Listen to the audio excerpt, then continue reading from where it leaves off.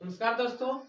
तो चलिए हम आज क्लास 2 लेने जा रहे हैं, जो कि हम कहे थे कि एक नया बैच स्टार्ट कर रहे हैं, जिसमें है कि क्लास 12 के स्टूडेंट के लिए काफी महत्वपूर्ण है, क्योंकि इसमें पूरा यानी टोटली ग्रामर को हम इसमें बताएंगे। तो चलिए, तो हम कल कुछ बताए थे कैन के बारे में, तो उसमें एक क्वेश्चन हुआ था। तो चलिए 2-3 क्वेश्चन और ले लेते हैं, उसके बाद नेक्स्ट टॉपिक पे बात करते हैं। तो देखिए, कल बताए थे कि subject plus can plus verb one plus object, यानी अगर कैन रहेगा तो इसका हिंदी का होता है सकता है, सकती है, सकते हैं, यानी इसमें सक्षमता हो, 100% को भी पॉसिबिलिटी, पावर दिखाना, उसी के इसी के अंतर्गत आता है। अगर हमको किसी को पावर दिखाना है तो किस में यूज करेंगे? कैन में यूज करेंगे। तो चलिए, तो कुछ क्वेश्चन लिए हैं, कुछ अपना मन से देते हैं। देखिए, ऐसे वह टहल सकता है, तो क्या आ जाएगा? he can walk। क्या हो गया? he can walk। कोई कोई यानी कभी कभी इसको वॉक भी बोल देता है, लेकिन क्या लिखा हुआ है? he can walk। जैसे मैं दौड़ सकता हूं, तो क्या हो जाएगा? I can run। क्या हो जाएगा? I can run। वे लोग कर सकते हैं, तो वे लोग का क्या होता है? they can do। तो देखिए, काफी आसान क्वेश्चन है ये सब, यानी बेसिकली हमको मेन चीज होता है कि इसके अंदर कॉन्सेप्ट को जानना है, आखिर कैन का अर्थ क्या होता है। तो कैन हमेशा क्या करता है?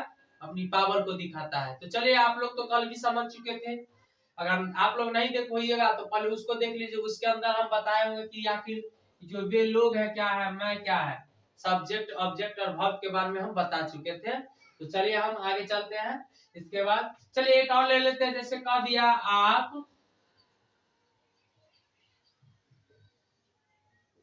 गाना गा सकते हो। तो देखो, यहाँ अगर हम पॉसिबिलिटी के बारे यानी पावर इम्यूनिटी अगर दिखा दिए तो समझिए क्या है, एकदम 100% क्या लगा देंगे। तो क्या हो जाएगा आपका? You can sing a song. You can sing a song. तो चलिए, आशा करते हैं कि आप लोग समझ चुके होइएगा। चलिए, तो हम इसके बाद जो है, कैन के बाद क्या आता है? मे। सेकेंड नंबर पे मे, उसको हम बताते हैं। तो चलिए, इसके बाद देखिए हम इसको मिटाते हैं। तो चलिए देखिए, अब हम क्या पढ़ेंगे? मे के बारे में। तो मे देखिए क्या है, तो जिस तरह से हम कैन का यूज किए उसी तरह से इसका भी यूज होगा, लेकिन इससे मे का यूज सिर्फ 50% किसी क्रिया के लिए, और ये हमेशा किसके लिए यूज होता है? फॉर्मल के लिए, किसी और पे जाके काम हो, इसी चीज के लिए इसका यूज करते हैं।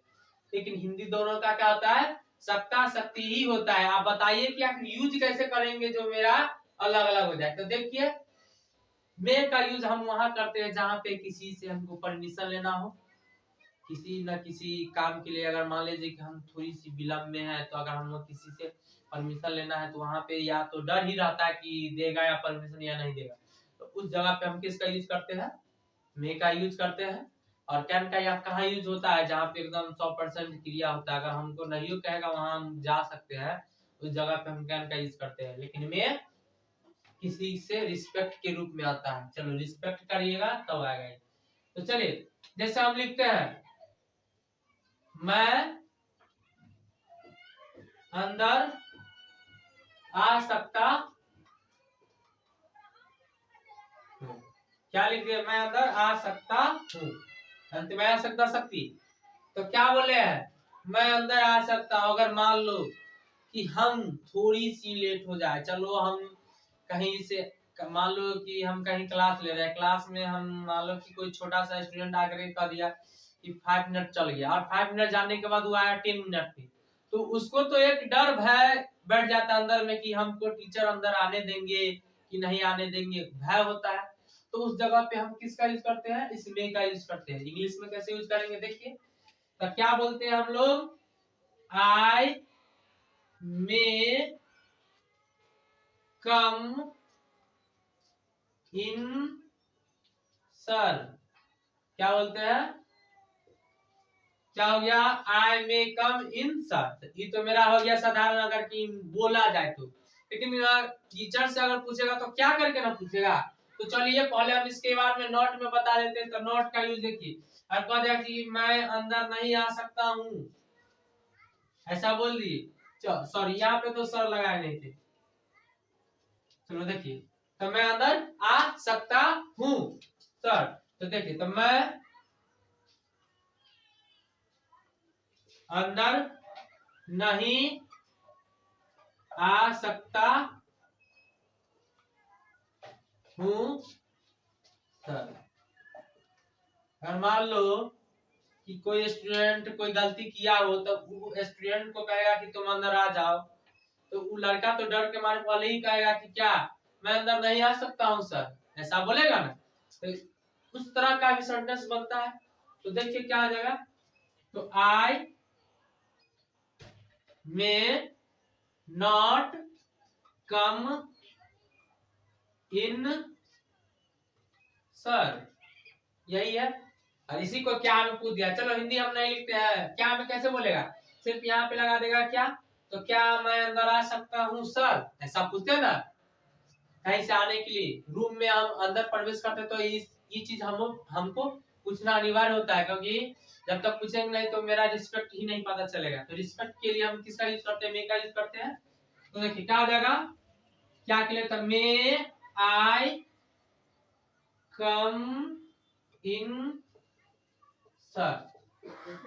तो देखिए देखिए देखिए यहाँ पे कुछ नहीं किया, बस आपने देखिए कि यही चीज को हमको पकड़ना है कि आखिर इस जगह पे मैं क्यों लग गया। हम जो है कैन तो भी कह के बुला सकते थे, कैन तो कह के भी हम अंदर प्रवेश कर सकते थे, क्यों नहीं कहे, क्योंकि वहां पे हमको पता ही नहीं है कि हमारे अंदर फॉर्मल यानी किसी और पे निर्भर है मेरा हर एक जवाब यहाँ से। इसीलिए इसका यूज होता है मे का। मे का यूज कहाँ करते हैं, हमेशा फॉर्मल के लिए, यानी उस पे निर्भर है। हम कोई भी चीज करेंगे तो किस पे निर्भर है, किसी और पे। तो चलिए, तो इसी तरह से बोलते हो मे आई कम इन सर। तो चलिए अब इसमें थोड़ा सा हम और कुछ बताते हैं, अगला सेंटेंस लेते हैं।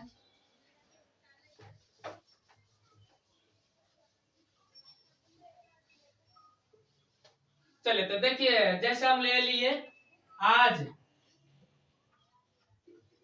वर्षा हो सकती,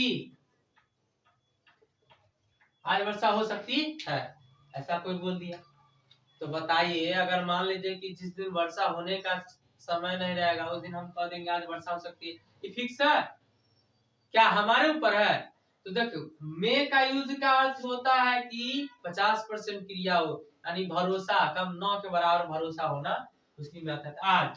तो देखिए क्या हो जाएगा, तो देखिए इसमें तो सब्जेक्ट कोई नहीं दिया गया है, तो इट लगा देंगे, इट में रैन टूडे, बस यही है इसका कंडीशन। तो चलिए अब इसके बाद हम क्लास को यहीं पे रोकते हैं, और आप लोग जो समझे